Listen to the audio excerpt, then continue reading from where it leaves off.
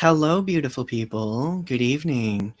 Um, Welcome to the mundane life of a gay, formerly the mundane life of a single gay. I decided to change the title of this for a variety of reasons, many of which you will probably hear about in subsequent videos. So stay tuned for that, I guess. But for the sake of this video, since it was Valentine's Day a few days ago, I wanted to take the time to talk about what it means to be a gay man, let alone an out gay man, what it means to celebrate Valentine's Day, and what it means to not be out of the closet and be single, because it's a very difficult subject, and it's something that I have thought about for a very long time. Because obviously I've been in that type of position where I've been in the closet and I've been single and I've wanted something more, but never really quite found it. And I just I always think back on high school and remember events like prom and homecoming. And I did, believe it or not, go to prom and homecoming almost every year. And I always, of course, went with a girl. I went with some of my dearest friends. I went with people I may not have been that close to. I was expected to do so because that was what it meant being a high school male, and I did it largely because I didn't want people to I don't know, I didn't want people to know that I was out, you know? And that was my surefire way of guaranteeing that, because if I go out and do straight things, then that means that people aren't going to pick up on the fact that I am in fact a homosexual and a a pretty desirous one. I guess one that desires to be open, you know? But you have to forgive me, I'm a little inarticulate tonight. I've had a really long day. Been up since 4 in the morning, so bear with me. That's why I have coffee right now. But the truth is, being gay at that age is definitely not easy. In fact, I could still argue that being gay isn't easy because a lot of people don't understand what it feels like to have to live in fear all the time. And I think that's why people stay in the closet for as long as they do. And the sad thing is that I know a lot of gay people spend the majority of their youth, like, I mean, I'm talking about like teenage years, high school, dedicating time and energy to staying in the closet, dedicating time and energy to presenting themselves in a way where it's socially acceptable. And by the time they reach their 20s, they feel very lost and disjointed with the rest of the gay community because they haven't had those critical relationship building experiences. I am one of these people. This happened to me, and when I came out at 19, I found it very difficult being a part of the gay community because I just thought by being out that I would attract people, um that people would find me interesting in some way. And when I discovered that they didn't right off the bat, I immediately thought, well, I can't fit in with straight people. I can't fit in with gay people. I am really nothing. And this is the case, I'm sure, in any community, but in the gay community, people are very shallow. People have very rigorous, rigorous, harsh expectations, and those expectations can really damage a lot of people. And I remember this being a significant cause of my depression back then, because I wanted to be attractive like everyone else. I wanted to look like what everyone expected a gay man should look like, and I never fell within that category.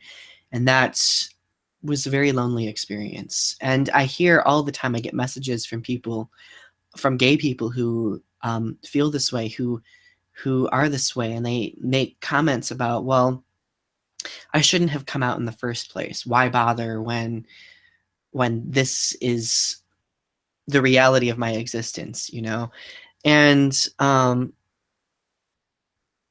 and the truth is, I wouldn't change coming out for the world.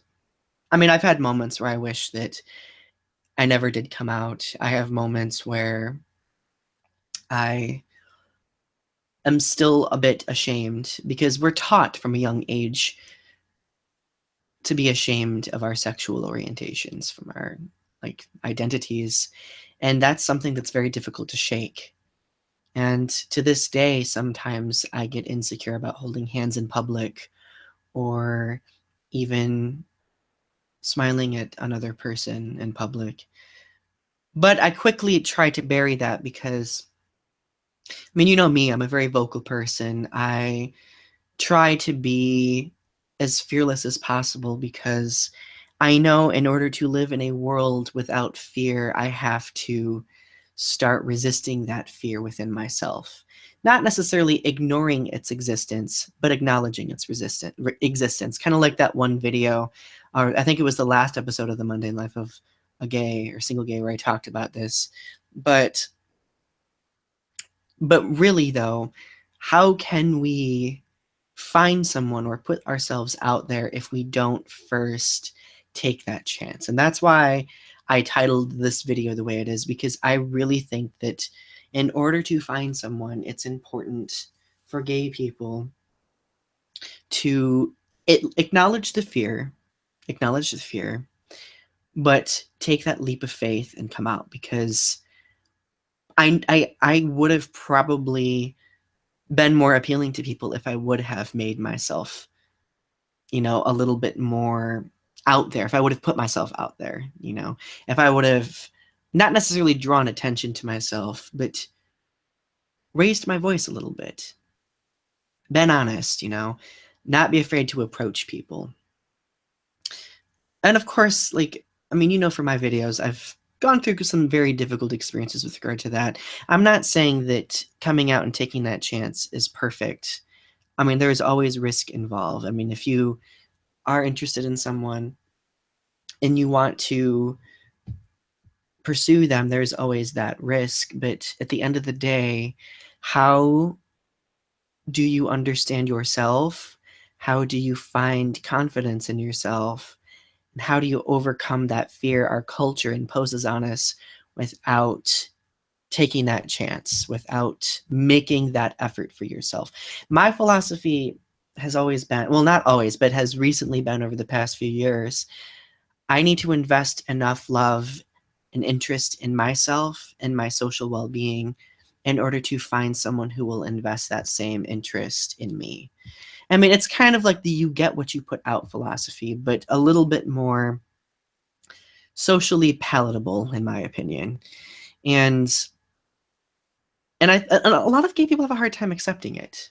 I mean, nobody wants to be told that you need to put yourself out there more, because in a way we feel like we shouldn't have to, but since our community is so small, we have no choice but to, you know. And in the past, I've talked a lot about how I really don't like dating websites, how I think that they are mostly just implements for one night stands and things like that. And while sometimes that may be true, I've learned over the past year or so that that's not always the case. Um, Sometimes, like, I mean, even on Grindr, you may meet someone who really is looking for something more, something meaningful. And the sad thing is that a lot of gay people, especially the ones who wait like I did to come out, we get so used to the idea of just being nothing more than a sexual object. I'm just going to flat out say we get used to that, and we convince ourselves that we won't find anything more than that. And I really believed that for a long time. I mean, there was a certain point where I gave up and said, why should I want anything more meaningful when that doesn't exist? And the truth is, I could not have been more wrong.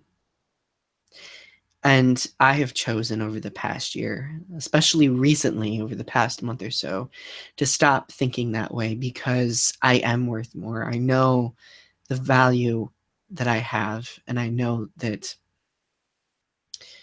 that my time has come to have that be appreciated. And if you hold yourself back from understanding your value, then there is the chance that you won't help someone else appreciate theirs too, because that's what this is all about. That's what this healing is about. I think a lot of gay people need to do healing. We need to connect with one another, talk to one another, talk about these things, talk about how sometimes we are reduced to simply being sexual objects because we want to feel something, and we are convinced, because everyone is convinced, that that's all we can feel, because that's all that anyone values, when really deep down, many of us do want something more. Many of us do want to find love. Many of us do, I mean, want something solid and meaningful one day. Yeah. Sorry, that's just like this whole conversation makes me really introspective, because for a long time I have held myself back. For a long time I have told myself that I'm not good enough, when really, I mean, I am, you know. I mean, and the difficult, another difficult thing is going through this type of repetitive scenario where you're nothing more than a sexual object. You convince yourself that you really can't feel anymore. Like, not feeling is the side effect of feeling negative or bad things.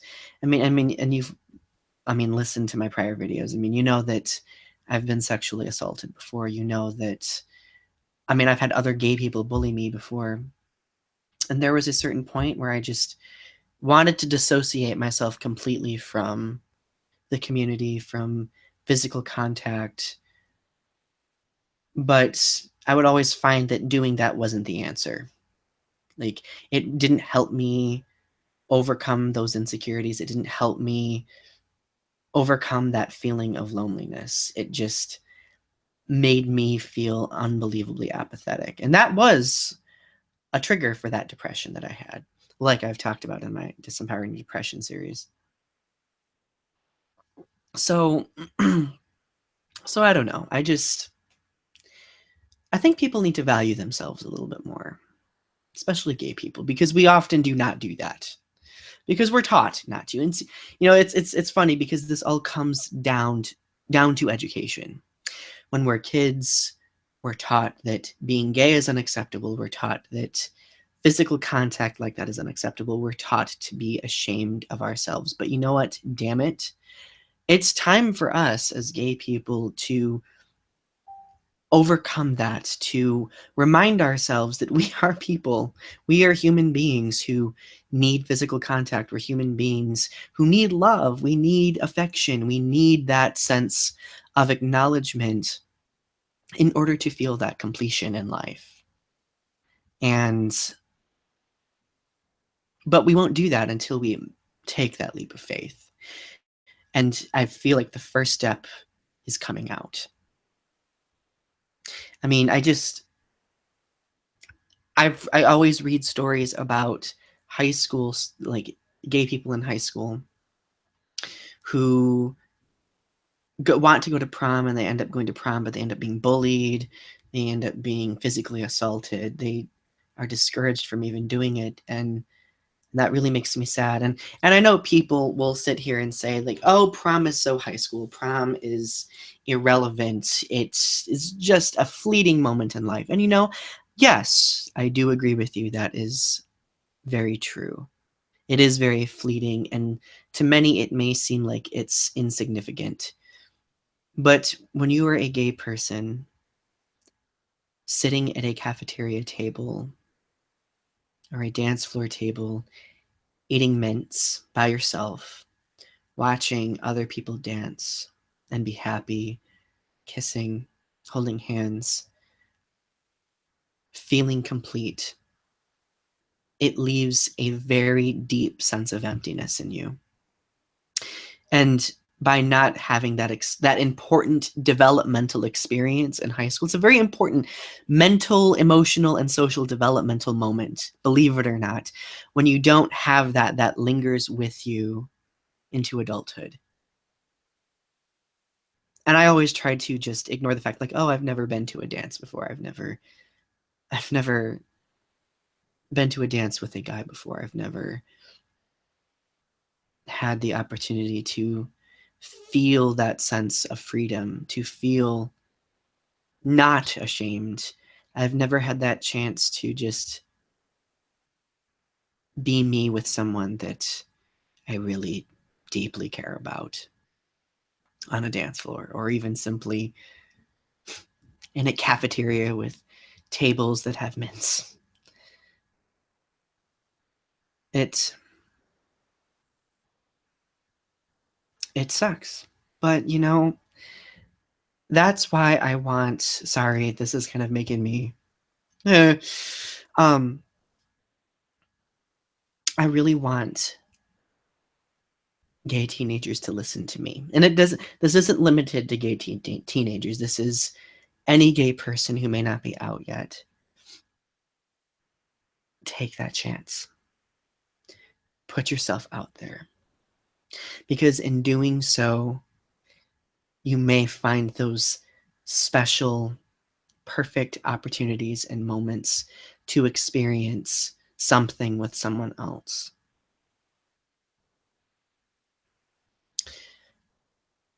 Because really, at the end of the day, I mean, what makes life meaningful is the fact is who we share our lives with, in a way, you know. But fear does so much to us. Fear does so much negativity. That's why I'm always preaching about how we need to at least acknowledge that fear exists, because if we acknowledge it, then we at least in some way have power over it, power enough to maybe make a change. And I want nothing more, or I wish nothing more than the ability to go back in time and tell my terrified, in the closet 16-year-old dorky self that, hey, put yourself out there. You'll find someone. Or if I could at least tell myself, one day you'll find someone who really does care about you. It would have given me enough hope, confidence, and fearlessness to overcome a lot of the lack of feeling or depression that I experienced. It's so interesting how life comes in full circle. And I think back on the fact that, high school for me ended 10 years ago. And I think about how far I've come since then. I mean, I am a completely different person. I was always hiding, scared. And now I'm a loudmouth, and I'm not afraid to be like, hey, like, listen to me. And it took a lot of time to develop that. And if somehow maybe talking about my experiences like this helps a gay person out there who is afraid to be themselves, that gives me so much. I don't know, it gives me so many warm feels. So many.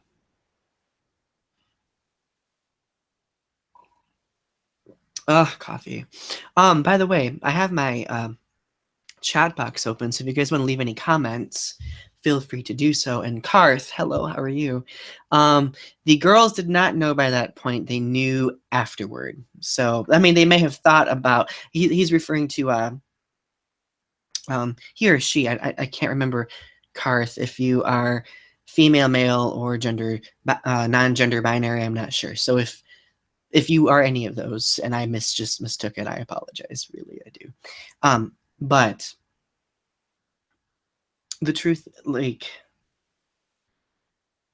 I just lost my train of thought. Look at me being graceful socially this evening. I clearly need more coffee. Maybe I should have had wine like last time because wine tends to help me focus a little bit. Oh, Claude, hello. Sorry. Good to see you. My bad. Um, um, so I just see this. I see a kid like me somewhere, or many like me in this world, just sitting at that table, being really sad about not being able to dance with someone. And you know what's amazing is, I think it was either my junior or senior year. There was a gay couple at my prom, and of course, it was another situation where I was sitting by myself, just eating candy alone, watching everyone have a good time. But I remember looking at them.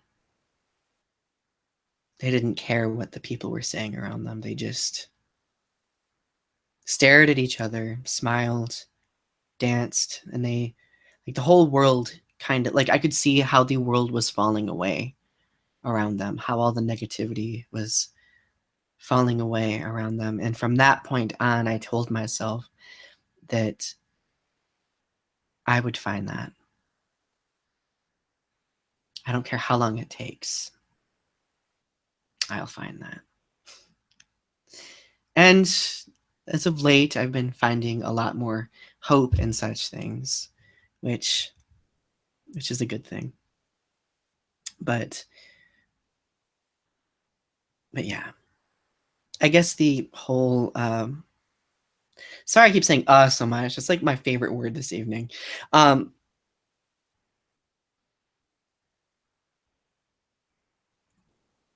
somebody named J. Eve said some of us gals knew quite early that Donny was gay, but it was a great relationship that I wouldn't have traded. Allowed for a very open and honest communication. I think I know who that is, but I'm not going to assume. But hi, and I miss you, and thank you for the amazing comment. I appreciate it. Um, but I keep losing my train of thought. I'm so flaky tonight, everyone. But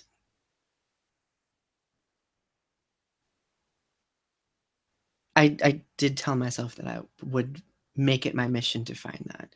And you know, and a lot of people will say, because this used to be the thing that would anger me the most.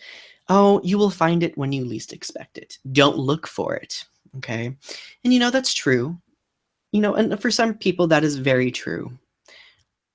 But for gay people, that dynamic changes considerably because of how small the community is. And me living in rural Michigan, can you imagine how difficult it is finding anyone? It's pretty difficult. It is, it's very difficult. It's not impossible. So, oh, it's Jalera. Hello, my dear boobsy. I miss you. Um, yeah, the person left that comment. We were in a relationship in high school. Oh, yeah. I mean, it does get better. I will say that. And there are moments where you feel like it doesn't. There are moments where you feel like you're going to get swallowed whole by the depression or the frustration or the hopelessness. But there is always a break in the clouds. I'm living proof of that. And I'm at a point in my life where I'm feeling so much more hopeful about this type of thing. In fact, 2 days ago, I had the opportunity to celebrate Valentine's Day for the first time in my life. And every year on Valentine's Day, I would pick up a shift at work, or I would sleep, or just write and just watch TV. But this year was different. And I'm very happy that I had the opportunity to experience it. So, if you're a gay person, anybody in the LGBTQ community, if you're out there and you're listening to this and you feel as though you can't come out because of family or because you're afraid of the community and how shallow or judgmental it is, surround yourself with people who can uplift you, people who can empower you, because they are out there. Friends, certain family members. It is our job as the person who's out to help show these people who are haters something otherwise. Show them that, we are still people too. I mean, my family weren't fans when I first came out. They were not happy at all, but they quickly realized that I'm the same Donny. I have the same heart. I have the same soul. I am still a good person. I just love men. I'm just attracted to men. That doesn't make me a bad person at all. And sometimes deep in ourselves, we convince ourselves that we're bad people for that. But we're not. We can't change biology. We can't change who we are. And I think that's something that gay people need to teach each other, because that'll help us heal. Because I think there is a lot of subliminal self-loathing out there. I mean, I still have it from time to time. Maybe it'll continue to fade over the years. I hope it will. But we need to show these people who live believing stereotypes, who live in fear of gay people, that we're humans. We have feelings. Our feelings are valid. Our hopes are valid.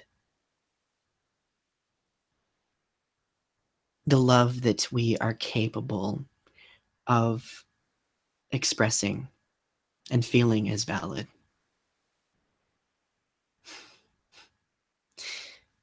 And you know what? I feel like I've finally gotten to that point in my life where I'm not as afraid, not only of myself, but of those people out there who don't understand. Because now I have enough power and confidence in myself to help them see me for who I really am, and to help them see other people in the LGBTQ community as people. This is why I love education so much, because really the education is the root of everything. We're always teaching and learning. We're always finding new ways to expand ourselves, whether it be mentally, or mentally or emotionally. But anyway, this is coming to an end. Thank you everyone for commenting. I see Sarah, Jolera, Claude. I appreciate you all for commenting. Thank you so much. Please subscribe to my channel if you haven't yet. Share your thoughts in the comments section below. And thank you for taking the time to watch. Remember that we're all healing. We're all overcoming the insecurities that we've had over the years. But we need to remember that we're doing it together, that we're not alone in this process, because we're taught from a young age that we're outcasts and alone, when really we're not. It's time to start changing that narrative. And we can only change it when we start changing it in here first.